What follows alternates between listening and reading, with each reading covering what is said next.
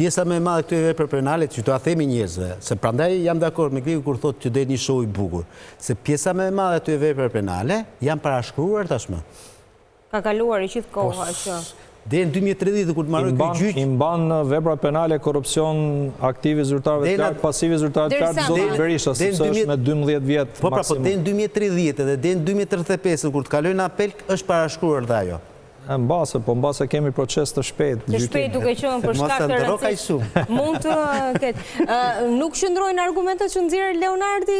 Jo, mund të qëndrojnë, se di edhe caktojnë gjykatës di çfarë them. Ajo që di unë, me aq sa jam marrë me këtë çështje në shumë intervista që kam bërë një punë të mëparshme, është që mbledhjet që vinin merreshin vendimet të rëndësishme për ndërtimin e pallateve i merrte KKT-ja. KKT-ja në atë periudhë kohe ka qenë drejtuar nga majoranca të hershme. Pra janë sa gjëra shumë bien shumë në sy, domethënë kush ka qenë roli i njërit dhe roli i tjetrit. Dhe ky është thelbi i diskutimit. Pra, një kryetar bashkie. Kur e ka pas KKT-ja, pse e ka firmosur Rama? Një kryetar, po në fund aty shkon. Si shkon në fund? Këshill bashkiak, po kalon, ka disa jo. Sepse një kryetar bashkie në Fier, në Korçë, ku doni ju, një leje ndërtimi, kur ka bërë një subjekt, ka bërë aplikimin dhe i plotson kriteret, nëse nuk e firmos, mund të çojnë në ankesë dhe pas ankesës shkon edhe kallëzim penal.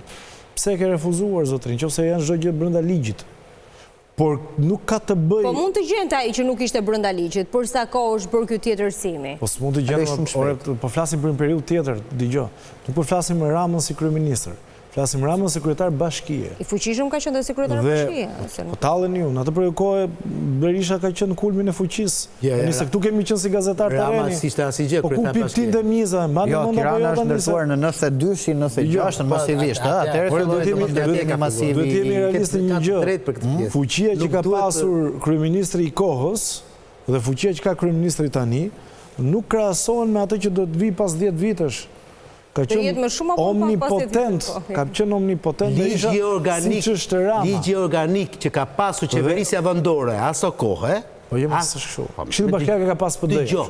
Këshilli bashkiake ka pas PD. Dëgjoj një sekondë që ta dish. Po jo më ka pas PD. Këshilli bashkiake ka formosur vetëm nëse është vendimi Këshillit bashkiak nuk. Po mos e fut natë s'ka lidhje Këshilli bashkiak. Pra kjo mbetet për t'u sqaruar. Po mos u lodh më ta sqaroj unë. Sepse janë krijuar disa fabula të pavërtetë. Ah, bravo, do ta mbrosh me mistika mbroje. Jo, jo, s'kam se ta mbroj se s'ka nevojë për avokatin time. Po të nxjerr mirë përpara Ramës. Më beso, po nuk intereson aty mbrojtja ime. Po inshallah intereson. Madje intereson më shumë kritika jote se mbrojtja ime, ti je i sigurt.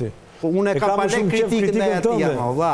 Por ai vdes ta kritikosh. Ta kam thënë nuk ka qenë ata që sulmin e kam palë. Unë e kam te pjesa, unë e kam te parimi. Sulmin e kam palë prokurorinë e palë ka avokatinë e PPL. Mos i bëni këtë për ty se ka profesion atë pjesë. Ta siguroj këtë pjesë. Edhe mund ta ketë gjatë ndërkohë që flasim. Po ky është tjetër diskutim. Po ma thuaj në pushim ta di domethënë se sa do ta kem rrogën.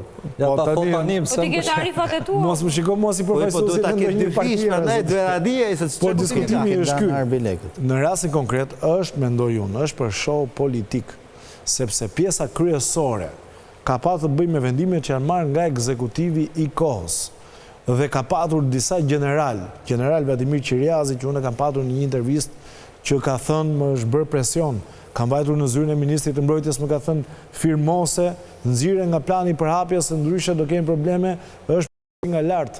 Pra ka shumë çështje që ndërthuren, ish presidenti i klubit Partizani.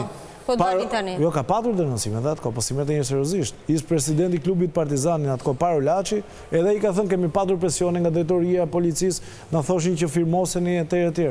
Pra ka shumë çështje që ndërthuren. Kjo s'do thotë që është vendim. Unë nuk e di çfarë do ndodhi në fund. Por ka dhe diçka që është në favor të palës tjetër, mendoj unë. Për shembull, në favor të zotit Maltezi. Kush është elementi? Është elementi që u arrestua me të madhe, ndërkohë që ishte duke shkuar në aeroport për te familjarët e tij e shtetit, u arrestua me të madhe dhe pas një periudhë kohe u nxor. Pra është në liri aktualisht. Pra është i lirë, nuk është në qeli. Që do thotë ka qenë korrekt. Pra diçka ka patur atë prokuroria për të bërë një proces ndoshta. Pra mund të ketë patur elemente të tillë. Pra unë nuk i përjashtoj të asnjë palë. Unë thjesht po them, ato që unë jam trajtuar... Të bajtën ca kohë në burg, i thonë kësaja. Po pikërisht, dhe kjo, mesa u tregoj koha, nuk ka qenë ka që rezikshëm sa për të arrestuar. Po këto s'kishim të shimë që si shte ka që rezikshëm. Nisoj dhe Zoti Berisha. Po Zoti Berisha nuk u paraqit, ka një diferencë njëri me tjetrin. Pra, logjika është e njëjtë.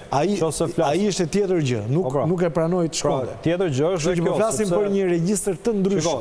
Dosja Partizani e parë u depozitua në limitet e kohës parashkrimit, me qënë se u përmend çështja e parashtrimit. Pra Zoti Balla në 2021 mos gaboj, bëri 2020 ka qenë. Në atë periudhë bëri kallëzim penal. E para vazhdoi një hetim i cili vazhdoi pothuajse për 3 vite, pak derisa u komunikua akuzë, mor mas sigurimi për Zotin Berisha, pa komunikuar akuzë.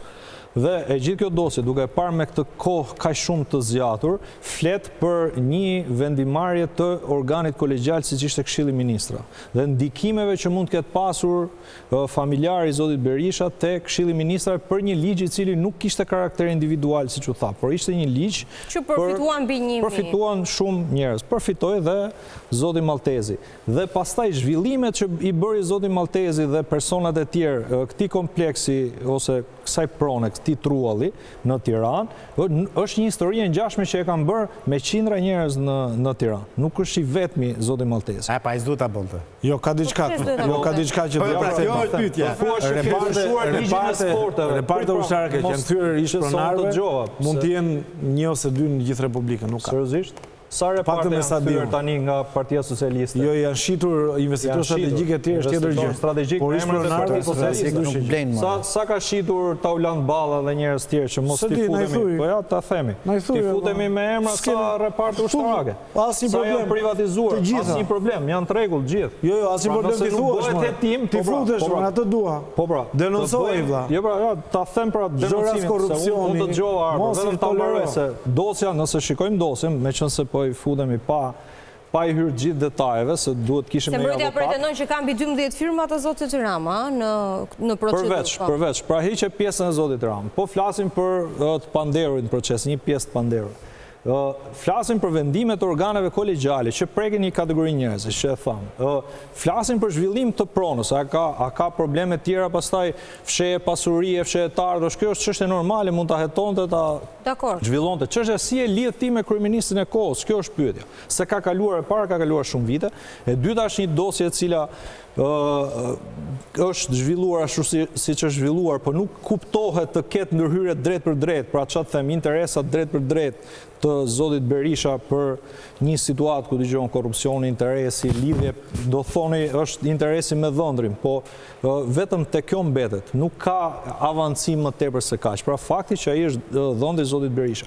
Nëse flasim për zhvillimet pronave në Tiranë, njerëz të lidhur me Zotin Rama ka me qindra, nëse do kishte një hetim tjetër të prokurorisë posaçme.